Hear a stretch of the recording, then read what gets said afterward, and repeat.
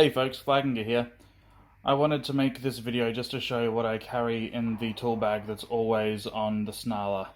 I found that there have been many times where I've been on the side of the road wishing that I had tools, and it was one time too many and it was time to get a bag, and a lot of thought went into the tools that have gone in it. It's enough so that I can get myself back on the road and get myself home.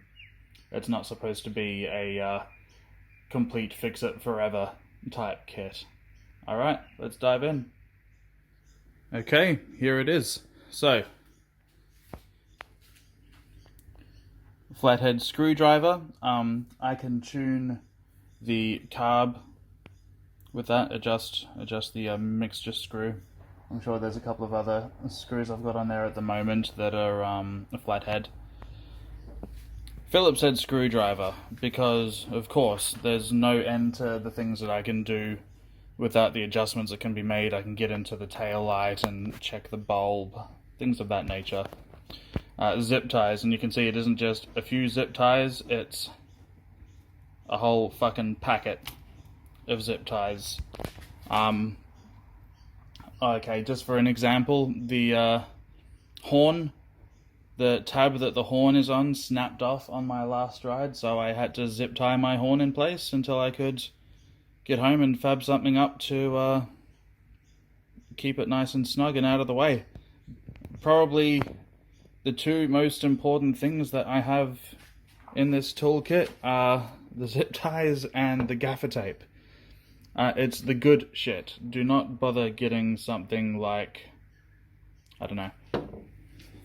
Don't bother getting something like this and thinking that it's going to do you fine. This is really good for what it's good for. It's electrical tape. I actually don't carry electrical tape with me at the moment, and I probably should. But yeah, gaffer tape can fix a lot of things. It can get you home. Next up, we've got a set of Allen keys. A lot of my bolts are Allen bolts. The bolt to get into the oil can, for example, if I need to change a fuse or whatever. The wrenches that I carry, the spanners for those of us in Australia. I've got a 10 and a 13. I can't remember what on the bike is a 13, but I know that something is, and I know that it always gets me if I don't have one. So the 13's there.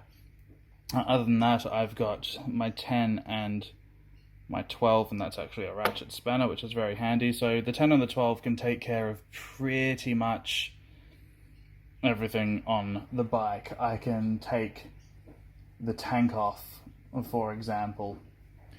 And of course, next up we have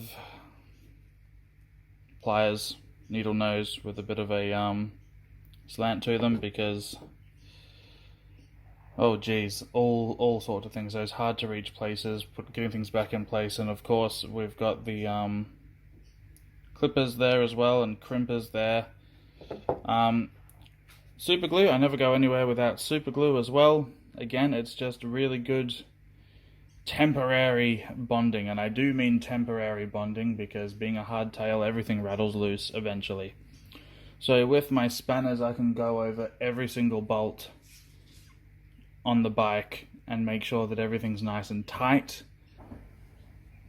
With everything here, I can do a lot of roadside maintenance, and I can get myself home to where the rest of my tools are so that I can fix whatever's gone wrong properly.